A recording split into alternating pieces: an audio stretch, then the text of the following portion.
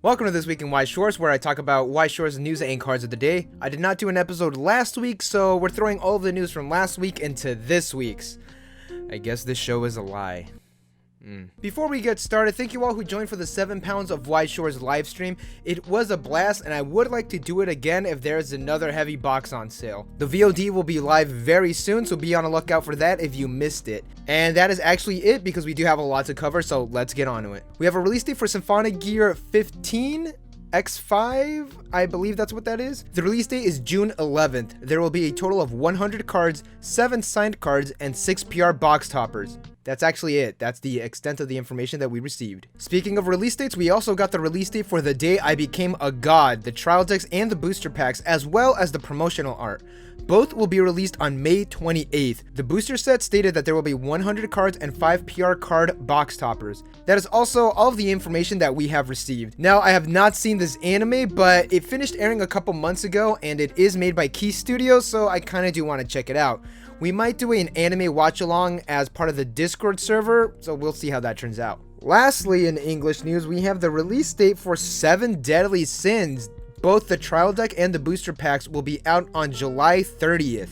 There are going to be 4 SP cards in this set with a total of 100 cards. We were also shown the Carton Topper playmat. It was also announced that the booster pack is going to contain scenes from season 1. So if you don't know, 7 Deadly Sins does have a lot of seasons, so speculation right here. I do expect there to be an extra booster set or a second set of 7 Deadly Sins, possibly covering the rest of the anime seasons. On top of that, we were given the design for the supply set of 7 Deadly Sins. We have the deck box and the card sleeves shown. If you don't know what the supply set is, it's like exactly what it sounds like. You get a deck box, you get card sleeves, and you get 5 booster packs. Sword Art Online's Alicization has a Title Cup. These are special tournaments in Japan that only let you use cards from a certain set. In this case, it's SAO Alicization. The tournament is going to run from May to June. The tournament PR cards are as follows. These are actually hollowed versions of some cards in the booster packs.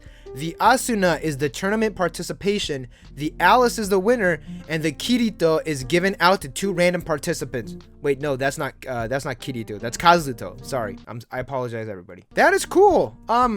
We'll probably never receive these hollow versions in the English format. Either way, I'm definitely building a Mother's Rosario deck, and actually, I should get started on that before prices start rising. Oh god, the prices. Over in the English news, we have the announcement that there is a misprint on the packaging for the Frozen Bond. It states that the booster packs were printed saying that there are SEC cards in this set. There are actually no SEC cards in this set. I actually even messaged friend of the channel Stock Swap Games to see if he had any booster packs laying around so he could check, and no, he does not. He did not. I mean, it makes sense, like, who keeps the packs, right? Yeah, only a crazy person would keep all their booster packs. The Errata page has been updated. If you're new to English Weiss Schwarz, welcome. Second, leave while you can. The Errata page fixes all of the mistakes that Bushiroad did not catch. Go and check out the Errata page yourself, and I will be doing a video talking about the worst ones in 2021 because that is a thing that I do on my channel. Super quick, they are changing the names of the Data Live characters from Fujimi Fantasia Bunko. I'm not sure why, but I'm guessing they changed like the translator and they rather have the Shido's like you just gone. They do save on ink though. I will give him that. Also, I wrote this before Data Live actually came out. That's when they updated the Errata page before Data Live. So, this is still wrong. This card does not work this way. Do not play it like this. Up next, Slime Volume 2 has been released. So let's look at those signed cards.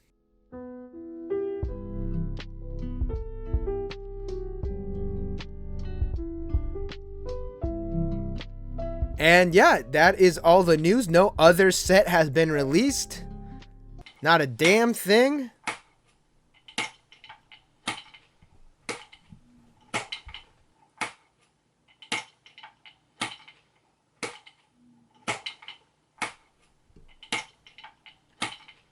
Yep, not a thing at all. We are not going to talk about Data Live at all this week. We're gonna talk about Data Bullet. In this video over here, I have talked about 3 cards that were shown before, so go watch that video if you have not yet. It's actually a pretty good video. And actually, we have the arts for all of the climax combos that I have talked about before, but these are SP climax combos. Ooh, those look really, really nice. They look amazing. We are going to get started on the climax combos of Data Bullet. Zafkiel Kurumi is during the encore step of the turn that this card is played from hand, heal, and on attack, if you have Zafkiel in play, you give one of your characters 1k power and the following ability. After this card's attack, you can pay 2, ditch 1. Choose a card in your clock and burn for that card's level +1. The climax is a 1k one and a choice when triggered. You choose how much you burn for. There is still a gamble aspect of the burn because if you don't have the right card in your clock, I'm sorry, I just can't. Dude, this effect's really fucking good. This is really, really good. You can burn for precise damage, and you know how good that is. You can effectively judge how much to burn, especially since this is after you attack.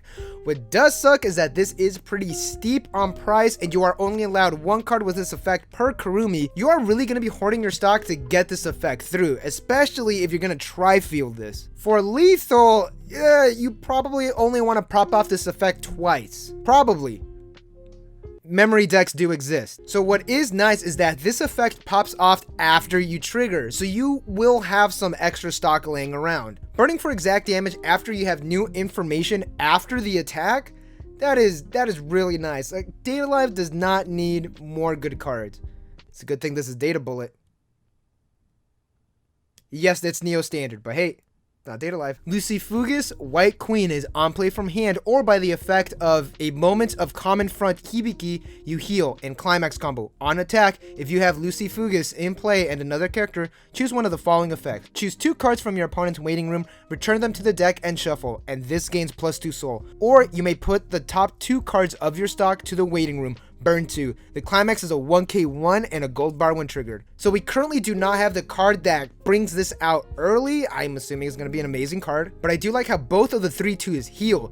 Either way, I would like this a little better if the first climax effect did not shuffle the deck and just kind of like placed it on top of the deck, because you're going to be swinging for 5 soul, not counting what you trigger. Either way, this is still pretty good. Again, we don't know how easy this is going to be to come out, so we're going to have to wait and see. Visitor Kurumi states that when you trigger a choice climax, all of your characters gain 500 power and brainstorm. Pay 1, tap self. For each confronting black and white or a Zafkiel, salvage a character and you give another character 1k power. So if you're running the level 1 climax combo and the level 3 climax combo, you'll be fine. Especially with the first effect as a just in case 8 choice. I think this is what we're going to be working with. Spirit in Black Dress Kurumi gains 1k power for each other character in your back row and alarm. If this is on the top card of your clock and you are level 2 or higher with 4 or more other characters, pay 2, ditch 1, play this card. Then place the top card of your deck to your clock. And on play from its own effect or from your hand, you heal. So in a way, it is a 4 character early drop with just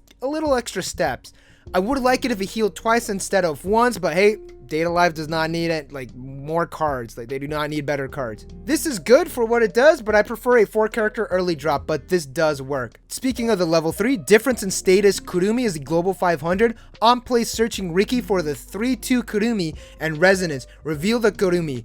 Choose a card in your clock and add it to your hand. Place a card from your hand to the top of your clock. Yes, card. You can grab whatever you want. Climaxes, events, and what is great about your clock is that it's going to be an extra resource for you. Yes, you can set up the early play Kurumi. So you could salvage it from deep inside your clock and then you just place it on the top. I hate Data Life so much.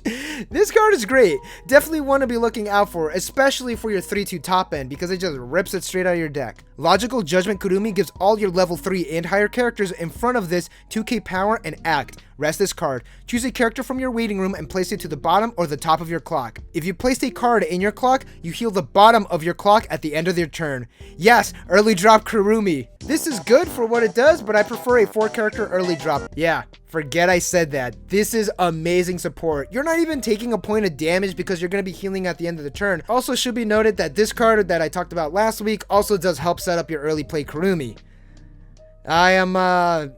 All right, call me a fan. Yeah, this is great. This is amazing. This is really, really fucking good. Everybody's like talking about, oh, data live. Yo, we're in data bullet now, boys. We are in data bullet meta. Calm and self-possessed Kurumi is on play, top check 4, and add a climax. Ditch the rest, and then you ditch a card from your hand. And act. Send this to your waiting room. You give a character 2k power. The last effect is a nice little just in case, especially since this is just like a tech card. The early drop Kurumi needs 4 characters on the field, so do be aware of that when you're getting closer to your level 2s.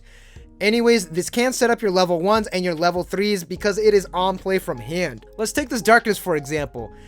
This is the exact same effect, except when this is sent to the waiting room, the effect pops off. Yes, you could squish it, but that's another card from your hand that you're losing to get this effect off.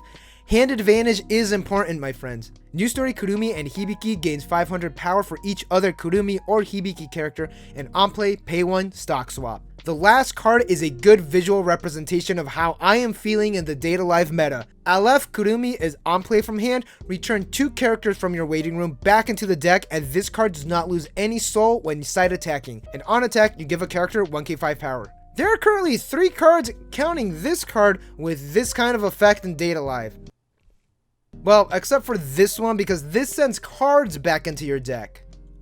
No, do not do this. Do not use this card like this. Don't be a fucking asshole, alright? The Japanese effects take precedence over the English text, alright? So do not do this, alright? Please. And with that, thank you all for watching. What do you think of the new Data Bullet cards? I'm excited for them, and I would like to get my hands on a box for sure. Either way, thank you all for watching. Don't forget to like and subscribe for more Data Live news and Data Live content. Follow me on Twitter @CasuallyDataLive, and I will see you in the next Data Live stream.